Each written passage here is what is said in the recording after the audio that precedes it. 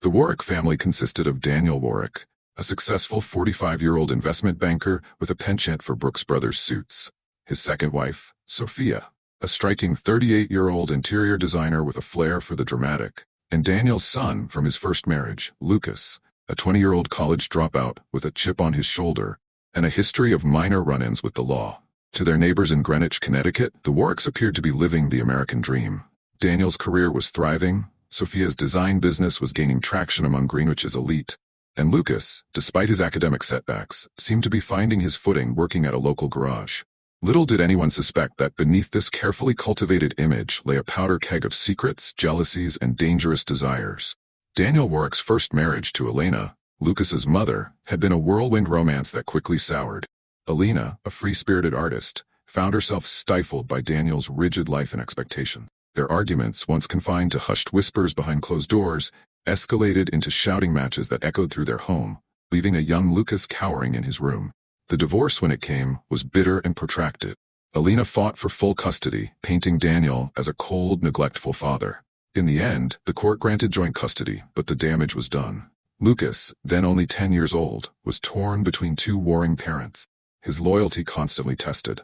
Elena's subsequent move to the West Coast for her art career left Lucas feeling abandoned, fueling a resentment that would smolder for years to come. Daniel threw himself into his work, climbing the corporate ladder with single-minded determination. It was at a charity gala 3 years after his divorce that he met Sophia Rossi. Sophia was captivating with her raven hair and quick wit, a breath of fresh air in Daniel's staid world. Sophia saw in Daniel not just financial security, but a chance at the stable family life she'd never had growing up in foster care. Their courtship was swift, and within a year, Sophia had moved into the Warrick home. Lucas, now 14 and in the throes of adolescent angst, viewed his new stepmother with suspicion and hostility. Sophia's attempts to bond with her stepson were met with cold indifference at best and open hostility at worst. As the years passed, the divide between Sophia and Lucas grew.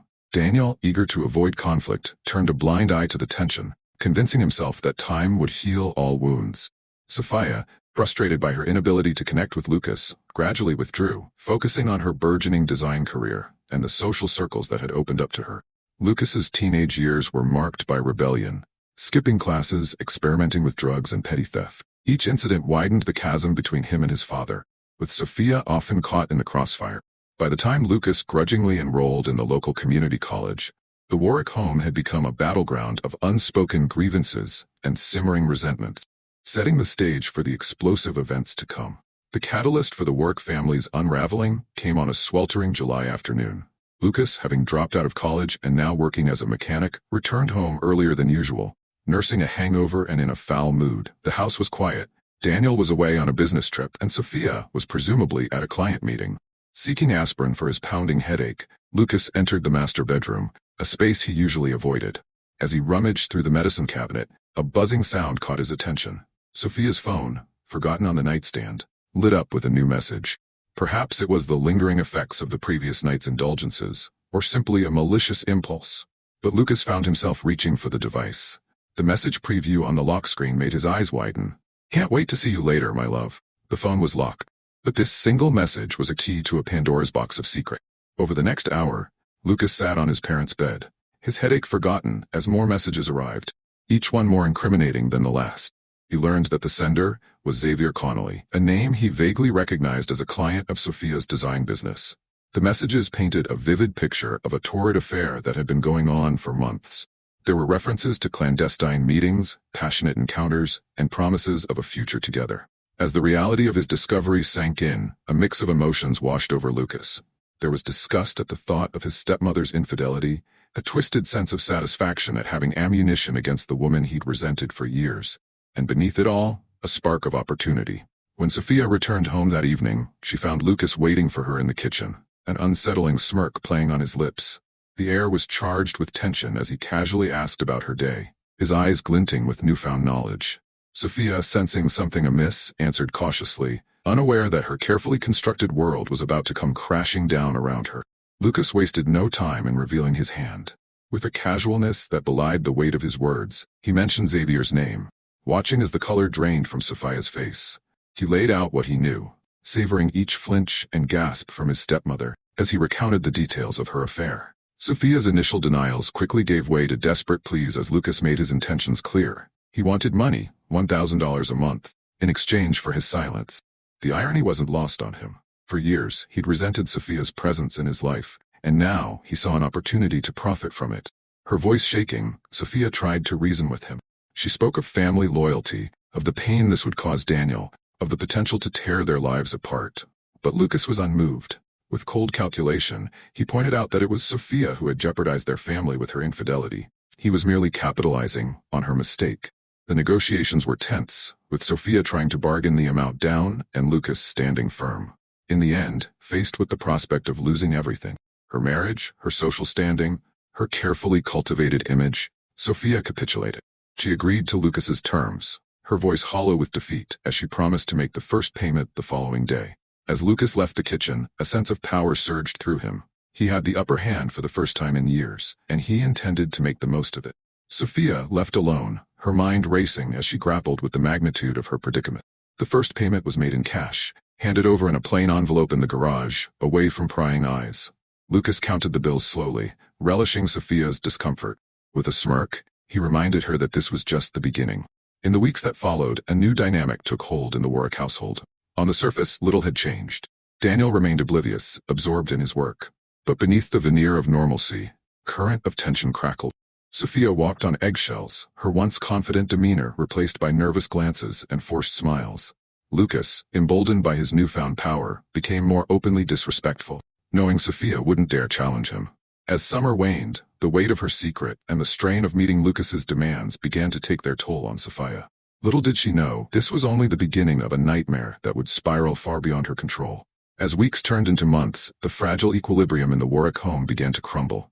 Lucas, intoxicated by his newfound power, grew bolder in his demands. The monthly payments, once a source of smug satisfaction, now seemed paltry compared to the control he wielded over his stepmother's life. It started small. Snide comments at the dinner table, thinly veiled threats, disguised as innocent conversation. Lucas would casually mention Xavier's name in Daniel's presence, watching Sophia's face contort with panic before smoothly changing the subject. He reveled in her fear, in the way her hands would shake as she poured the wine, in the dark circles that began to form under her eyes as sleepless nights took their toll. By October, the original agreement no longer sufficed. Lucas cornered Sophia in the laundry room, demanding an increase to $1,500 a month. When Sophia protested, citing the difficulty of explaining the withdrawals to Daniel, Lucas's eyes hardened. He reminded her of the photos he'd discovered on her phone, intimate images never meant for his eyes, and how easily they could find their way to Daniel's inbox. Sophia's world was unraveling. The stress of maintaining her secret life with Xavier, coupled with Lucas's escalating blackmail, was pushing her to the brink. Her design business began to suffer, as she missed appointments and turned in subpar work. Clients, once charmed by her vivacity, now complained about her distracted demeanor and lack of creativity. As autumn progressed, Lucas's demands extended beyond money. He began to treat the house as if it were his own, throwing parties when Daniel was away on business trips, leaving Sophia to clean up the aftermath. He borrowed Daniel's prized vintage car without permission, returning it with mysterious dents and scratches. Each transgression was met with a pointed look that silenced any protest Sophia might have mustered. The power dynamic in the house had shifted dramatically. Lucas now ruled the roost, his every whim catered to by an increasingly desperate Sophia. She found herself walking a tightrope, trying to meet Lucas's demands while maintaining the facade of normalcy for Daniel. As Thanksgiving approached, bringing with it the prospect of extended family gatherings and increased scrutiny, Sophia knew something had to give. She couldn't continue like this indefinitely. With growing dread, she realized she needed help, and there was only one person she could turn to. In early December, Sophia made a decision that would set in motion a chain of irreversible events. After weeks of agonizing, she confided in Xavier about the blackmail. The meeting took place in a nondescript motel on the outskirts of town, their usual rendezvous point. As Sophia poured out the whole sordid tale, her voice cracking with emotion, Xavier's expression darkened. His initial shock gave way to a cold, calculating anger that sent a chill down Sophia's spine. What Sophia didn't know was that Xavier Connolly was not merely the successful businessman and charming lover she believed him to be. Beneath his polished exterior lay a history of violence and criminal connections that he'd carefully concealed from her. Xavier's past included a stint in prison for aggravated assault, associations with local organized crime, and a reputation for handling problems with ruthless efficiency. As he listened to Sophia's story, wheels began turning in his mind. This wasn't just about protecting their relationship anymore. It was about eliminating a threat. He assured Sophia that he would take care of everything, his tone soothing, but his eyes hard as flint. Sophia, desperate for a solution and blinded by her feelings for Xavier, felt a wave of relief wash over her. Finally, she thought, someone else would shoulder this burden. Over the next few days, Xavier set his plan in motion. He reached out to old contacts, gathering information on Lucas's habits, his workplace, his favorite haunts. He was meticulous in his planning, leaving nothing to chance. Unbeknownst to Sophia, Xavier had no intention of simply buying Lucas's silence or reasoning with him. In Xavier's world, problems like this were solved permanently, and collateral damage was an acceptable risk. As Christmas decorations began to appear in the windows of Greenwich homes, Xavier made his move. He approached Lucas outside the garage where he worked, his demeanor friendly, but his eyes cold. The conversation that followed was brief, but loaded with unspoken threats. Xavier made it clear that he knew about the blackmail, and that Lucas was playing a dangerous game. Lucas, however, was not as easily cowed as Xavier had anticipated. Years of resentment and the taste of power had hardened him. Instead of backing down, he sneered at Xavier, suggesting that perhaps Daniel would be interested in knowing about his wife's extracurricular activities. As Xavier walked away, his genial mask slipping to reveal a flash of genuine anger, both men knew that the stakes had just been raised exponentially. The game was no longer just about money or secrets. It had become a battle of wills, with potentially deadly consequences. The week before Christmas, Xavier decided to take more direct action. His warning to Lucas had fallen on deaf ears, and he knew that Sophia was at her breaking point. Under the guise of a pre-holiday drinks invitation, Xavier lured Lucas to a secluded area near the old mill on the outskirts of town. The winter air was crisp. He offered a substantial sum, $50,000, for Lucas to leave and never contact Sophia again. It was meant to be a final, generous offer before resorting to more drastic measures. Lucas, however, had severely underestimated the danger he was in. Emboldened by months of successfully manipulating Sophia, he scoffed at Xavier's offer in a display of youthful arrogance. He countered with an outrageous demand, $250,000, or he'd expose both Sophia and Xavier to Daniel and the entire community. What happened next was a blur of motion and violence. Xavier, his patience exhausted, lashed out with a speed and ferocity that caught Lucas completely off guard. The ensuing struggle was brief, brutal. Xavier's experience and ruthlessness quickly overwhelmed Lucas, leaving the younger man battered and bloodied on the frozen ground. As Lucas lay there, tasting blood and fear for the first time, Xavier delivered a final warning. This was his last chance to walk away, to forget everything he'd seen and heard. The next time, Xavier promised, there would be no warnings, no offers, only consequence. Shaken and in pain, Lucas stumbled home that night, his mind reeling. The reality of his situation had finally hit home. He was no longer the one in control. He was in over his head, tangled in a web far more dangerous than he'd ever imagined. For a brief moment, as he nursed his wounds in the solitude of his room, Lucas considered taking Xavier's advice and disappearing. But as the pain of his injuries gave way to a burning anger, his resolve hardened. He wasn't going to be intimidated. If anything, this attack had only strengthened his determination to see this through to the end, whatever that might be. As Christmas approached, the atmosphere in the Warrick home grew increasingly tense. Sophia, already stretched to her breaking point, now had to contend with Lucas's escalating demands and increasingly erratic behavior. The bruises from his encounter with Xavier had faded, but his anger had only intensified. Daniel, no longer able to ignore the palpable tension, began asking more pointed questions. The cracks in Sophia's carefully constructed facade were beginning to show, and she found herself struggling to maintain the illusion of normalcy. It all came to a head on Christmas Eve. The Warricks were hosting their annual holiday party, the house filled with the sounds of laughter and clinking glasses. Sophia, dressed in a stunning gown, moved among the guests with practiced ease, her smile never quite reaching her eyes.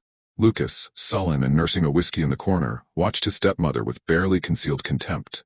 As the night wore on and the alcohol flowed freely, his inhibitions lowered dangerously.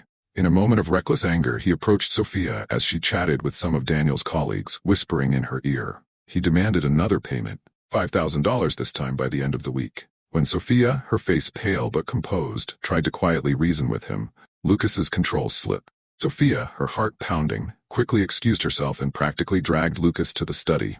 Once there, she unleashed months of pent-up fear and frustration in hushed but intense tones. She told Lucas that she was done. She wouldn't pay him anymore. If he wanted to tell Daniel, then so be it. She was tired of living under the weight of his threats. Lucas, caught off guard by her sudden defiance, lashed out verbally, threatening not just to expose her affair, but to destroy her reputation, her marriage, her entire life. He stormed out of the study, leaving Sophia trembling but oddly relieved. She had finally stood up to him. Consequences be damned. As the party wound down and guests began to leave, Sophia knew she had reached a point of no return. Something had to be done, and soon. With shaking hands, she reached for her phone and sent a text to Xavier. "We need to talk. It's urgent." January 15th dawned cold and gray, fitting backdrop for the tragedy about to unfold. Sophia had spent the week since Christmas in a state of constant anxiety, jumping at every sound, flinching every time Lucas entered a room. Her conversation with Xavier had been brief but intense. He had listened to her desperate pleas, his face an unreadable mask, and simply said, "I'll take care of it." Those words, which had initially brought her relief, now haunted her. What exactly did Xavier mean? As much as she wanted an end to Lucas's blackmail, the thought of what that end might entail filled her with dread. Lucas, for his part, had been unusually quiet since the Christmas Eve confrontation. He seemed to be weighing his options, unsure of how to proceed now that Sophia had called his bluff. The uncertainty only added to the suffocating tension in the house. That evening, Daniel was working late, as he often did. Sophia sat in the living room, absently flipping through a magazine, her mind elsewhere. The sound of Lucas's car pulling into the driveway made her stiffen. She heard the front door open, his footsteps in the hall, then silence. Upstairs, Lucas entered his room, his mind made up. He was done playing games. Tomorrow he would tell his father everything, let the chips fall where they may. He was so absorbed in his thoughts that he didn't hear the soft footsteps approaching his door. The knock, when it came, startled him. Expecting Sophia, he opened the door with a sneer already forming on his lips. The sight of Xavier standing there, his expression grim, wiped the sneer away instantly. What happened next was a flurry of violence that lasted mere minutes, but would have repercussions for years to come. Xavier forced his way into the room, closing the door behind him. Words were exchanged, threats, pleas, desperate bargaining, but Xavier hadn't come to negotiate. The first blow caught Lucas by surprise, sending him stumbling back against his desk. He fought back, his youth and desperation lending him strength, but Xavier's experience and cold determination proved too much. The struggle was brutal but brief. Downstairs, Sophia heard the muffled sounds of the fight, her heart racing. She stood at the bottom of the stairs, paralyzed by indecision and fear. A part of her knew she should intervene, call for help, do something, but another part, the part that had endured months of torment and blackmail, kept her rooted to the spot. The silence when it fell was deafening. Sophia's legs trembled as she forced herself to climb the stairs. She found Xavier standing in Lucas's doorway, his shirt spattered with blood, his eyes cold and empty. Behind him she caught a glimpse of a still form on the floor and had to stifle a scream. Xavier's voice was calm, almost soothing, as he guided her back downstairs. He spoke of accidents, of self-defense, of necessary evils. Sophia heard the words but couldn't process them. All she could think about was the sight of Lucas's lifeless body and the realization that, in a way, she was responsible for what had happened. As Xavier methodically began to clean up, to erase the evidence of what had transpired, Sophia sat in the kitchen, her mind reeling. The nightmare she had been living for months had just taken a turn she could never have imagined, and she knew with chilling certainty that her life would never be the same again. The hours that followed Lucas's death were a blur of frantic activity and cold calculation.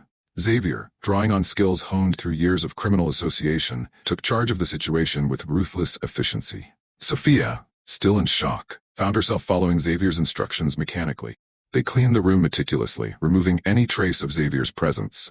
Lucas's body was wrapped in a tarp from the garage, then loaded into the trunk of Xavier's car under the cover of darkness.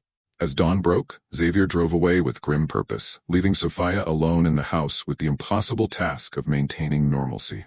When Daniel returned home later that morning, exhausted from his late night at the office, Sophia forced herself to greet him with a smile that felt like it might shatter her face. The day passed in a haze of mundane activities and internal panic. Sophia cooked, cleaned, and chatted with Daniel, all while her mind screamed with the knowledge of what had happened. When Daniel casually asked about Lucas's whereabouts, Sophia heard herself reply that he had mentioned going on a road trip with some friends. As days turned into weeks, the lie grew more elaborate. Sophia created a digital trail, sending emails from Lucas's account to Daniel, describing fictional adventures in various cities. She fielded concerned calls from Lucas's workplace, spinning tales of family emergencies and extended leaves of absence. Xavier had disposed of Lucas's body in an abandoned quarry several hours away, weighing it down to ensure it wouldn't be found. He meticulously eliminated any evidence that could connect them to Lucas's disappearance. For a while it seemed their hastily constructed cover-up might hold. Life in Greenwich continued with only a ripple of concern about Lucas's prolonged absence. But as winter gave way to spring and Lucas's silence stretched on, questions began to multiply. Daniel's initial unconcern turned to worry, then to suspicion. Sophia found herself trapped in a web of lies, grew more complex and fragile with each passing day, knowing that it was only a matter of time before everything unraveled.